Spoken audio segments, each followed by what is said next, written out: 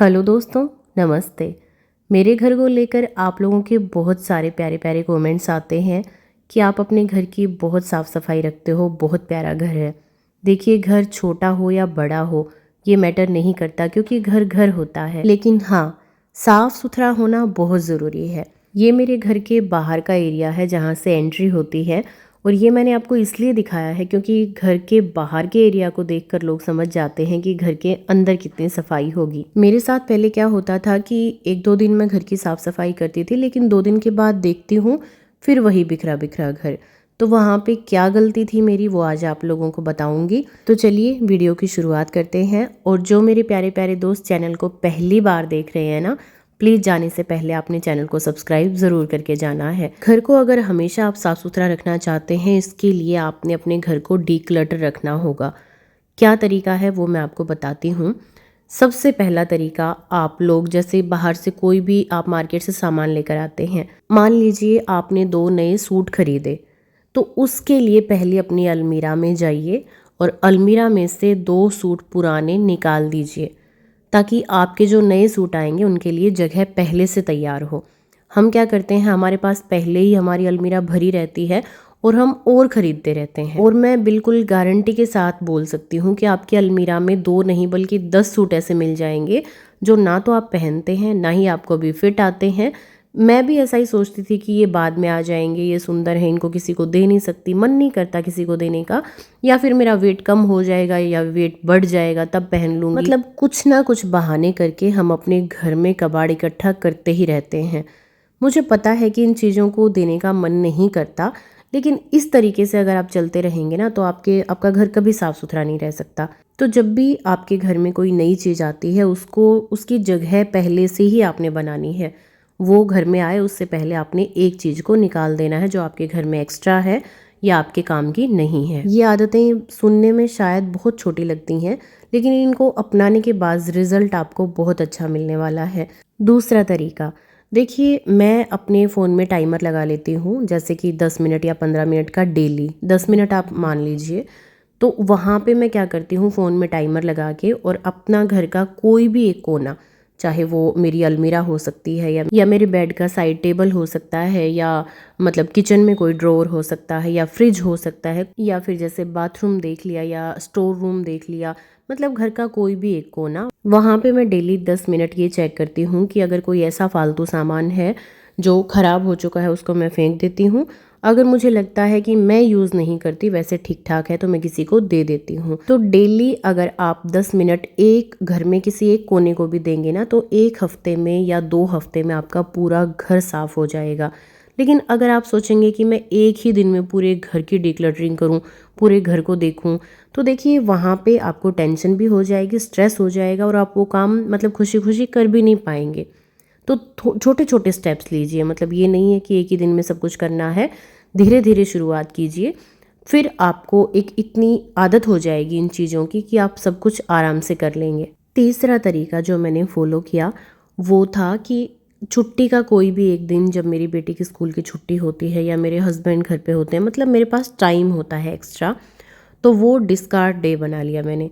मतलब discard day में आपने क्या करना है, कोई भी आप एक बॉक्स ले लीजिए, कोई टोकरी ले लीजिए, आपके घर की 5 से 7 चीज़ें आपने उसके अंदर डालनी हैं जो आपके कोई काम की नहीं है। और उसके लिए आपने अपने पूरे घर को एक बार चेक करना है। जैसे डेली अगर आप जैसे 10 मिनट का डिक्लटरिंग अपनाएंगे ना, तो वहाँ पे आपको ऐसी चीज़ें मिल ही जाएंगी।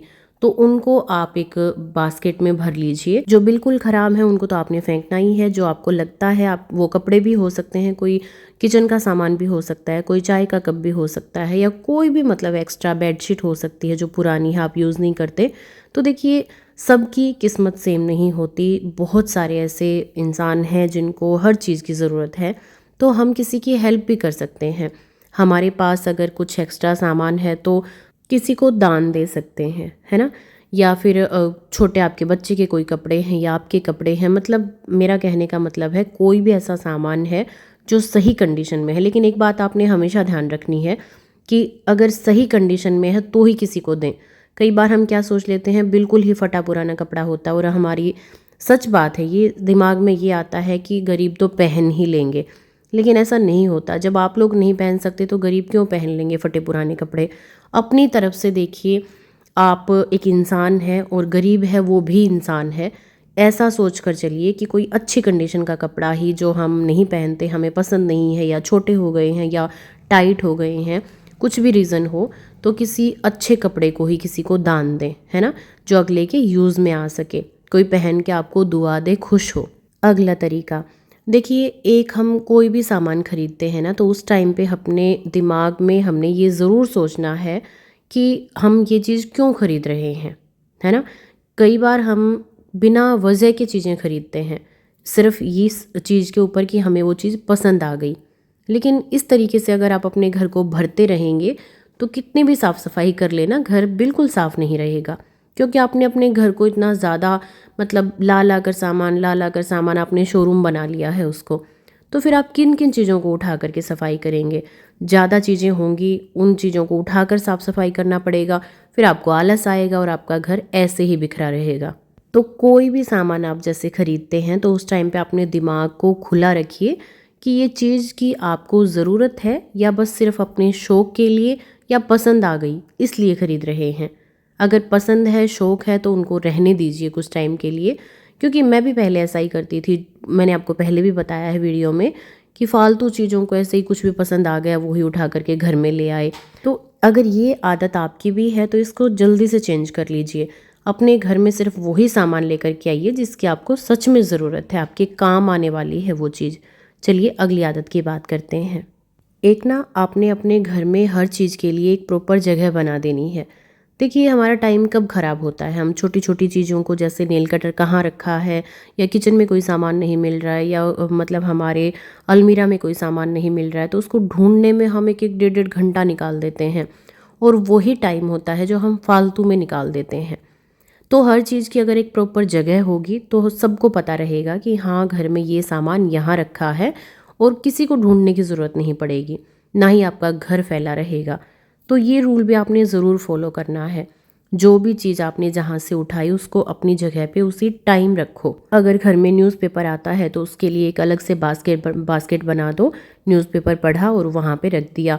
चाबियों, जैसे चाबी होती हैं, सारी चाबियाँ एक जगह पे रखी होनी चाहिए। घर के जितने भी जूते चप्पल हैं उनको एक अलग से आप शू रैक खरीद लीजिए। आजकल तो बहुत अच्छे अच्छे फ्लिपकार्ट वगैरह पे भी बहुत अच्छे अच्छे मिल रहे हैं सस्ते रेट में, तो आप वो ख़रीद लीजिए, और उनको अपने शूज़ चप्पल जो भी हैं आपके वहाँ पे एक जगह पे आपके घर में होने चाहिए। अगर सारी चीज़ें एक जगह पे होंगी ना, तो कभी कभी ऐसा होता है एकदम से कोई मेहमान आ जाता है घर में, तो फिर हमें भाग भाग के साफ़ सफाई करने की ज़रूरत नहीं पड़ती। अगर सारी चीज़ें अच्छे से रखी हैं तो बस नॉर्मल, अगर आप थोड़ा बहुत भी हल्का फुल्का बेड वगैरह ठीक कर देंगे तो भी आपका घर अच्छा लगेगा। लेकिन बात क्या होती है कि हम साफ़ सफाई भी रखते हैं, लेकिन घर में इतना ज़्यादा सामान भर भर के रख रखा है कि साफ़ सफाई दिखती ही नहीं, है ना। तो इसलिए ये चीज़ें आपने ज़रूर फॉलो करनी है जो मैं आपको बता रही हूँ। अगला तरीका जो मैंने बदला, देखिए कई बार क्या होता था कि कोई भी घर में, जैसे मान लो आप, मेरे घर में ये चाय का कप टूट गया, तो मुझे क्या लगता था कि इसमें मैं कोई छोटा सा प्लांट लेकर के आऊँगी और ये चाय का कप सुंदर है, मैं इसमें उसको लगा दूँगी। और ऐसे करते करते, मतलब एक ये उदाहरण है, बहुत सारी चीज़ों को मैं अपने घर में इकट्ठा करती रहती थी। मेरी बेटी के कपड़े छोटे हो जाते थे तो मुझे लगता था कि इनका पोछा बना लेंगे या किसी साफ़ सफाई में इनको यूज़ कर लेंगे। ठीक है, एक औरत में ये गुण होने चाहिए चीज़ों को रीयूज़ करने का, लेकिन अगर आप हर चीज़ को ऐसे ही समेट के वापस रखते रहेंगे ना, तो आपके घर से चीज़ें बाहर नहीं निकल पाएंगी। तो धीरे धीरे मैंने इस चीज़ पे सोचना शुरू किया कि ऐसे तो मैं अपने घर में जो भी टूट गया सामान वो भी घर के अंदर, जो चीज़ें, जो कपड़े नहीं आते वो भी घर के अंदर, तो आप कितनी चीज़ों का पोछा बना सकते हो। 2-4 रख लीजिए, बाकी जो एक्स्ट्रा है उनको तो घर से निकालिए। और सच बता रही हूँ, जब मैंने ये छोटी छोटी शुरुआत करके देखी ना, तो घर सच में बहुत साफ़ सुथरा रहता है। मतलब एक होता है ना कि बिना मेहनत के आप साफ़ सफाई रख सकते हैं, वो ये वाला काम है। अगर घर में सिर्फ ज़रूरत का सामान होगा, कम सामान होगा जो हमारी यूज़ का है, तो साफ़ सफाई करना बहुत आसान हो जाएगा। एक आप अपने घर में ना 2 लॉन्ड्री बास्केट ज़रूर रखिए। देखिए, मैंने आपको दिखाया भी है, आप प्लास्टिक की बास्केट भी लेकर टोकरी आ सकते हैं, जिसमें जैसे एक मैं क्या करती हूँ, एक में तो मेरे जो मैले कपड़े हैं, हमारे धोने वाले जो कपड़े हैं वो रख देती हूँ, एक में जैसे जो साफ़ करने के बाद जो कपड़े होते हैं, प्रेस के कपड़े, वो डाल देती हूँ, क्योंकि कई बार हमें कपड़े साफ़ करने का टाइम नहीं मिल पाता, कई बार हमें प्रेस का टाइम नहीं मिल पाता। तो आपके 2 टोकरी ऐसे आप ज़रूर खरीद लें जिसमें आप अपने कपड़े रख सकें, मैले कपड़े और धुले हुए कपड़े। ये जो चीज़ें हैं ना, इस तरीके से अगर हर चीज़ की एक प्रॉपर जगह होगी तो आपका घर बहुत मतलब अच्छा साफ़ सुथरा दिखेगा। कई बार मैंने देखा है घरों में, हमारे भी पहले ऐसे होता था जब हम छोटे थे, या तो कपड़े बेड पे पटक देते थे या गेट के पीछे हैंग कर देते थे या बाथरूम में ही टांग देते थे या फिर चेयर पे पटक देते थे। तो उन चीज़ों से क्या होता है कि घर बहुत बिखरा बिखरा दिखता है। तो घर को हमेशा साफ़ सुथरा रखना चाहते हैं तो पहले आप ये सारे काम कीजिए जो मैंने आपको बताए हैं। फिर देखिएगा आपको साफ़ सफाई करने का आपका मन भी होगा और आपको बहुत आसान भी लगेगा सारे काम करना। इन सारी आदतों को पहले मैंने खुद आजमाया है, अपनाया है अपनी लाइफ में, तब मैंने आप लोगों के साथ में शेयर किया है। चलिए आज की वीडियो में सिर्फ इतना ही। जल्दी से जाकर अब चैनल को सब्सक्राइब कर लो।